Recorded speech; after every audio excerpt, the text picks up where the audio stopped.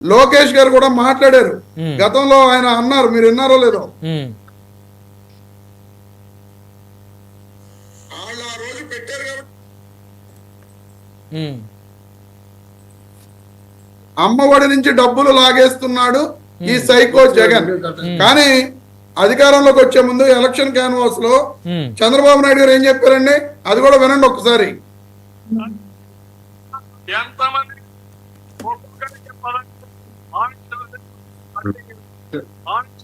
ఆంక్షలు లేవు, కటింగ్లు లేవు అని చెప్పి చంద్రబాబు నాయుడు గారు, లోకేష్ గారు, పవన్ కళ్యాణ్ గారు ప్రతి ఎన్నికల సభలో చెప్పడం జరిగింది.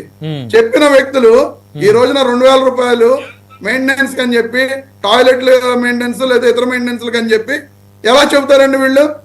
అంటే ప్రజలను మోసం చేయడం కదా అది. తెలియజేయడం కోసమే వైఎస్ఆర్ కాంగ్రెస్ పార్టీ హ్యాండిల్స్ లో ఈ రోజున ఆ విషయాన్ని చెప్పడం జరిగింది.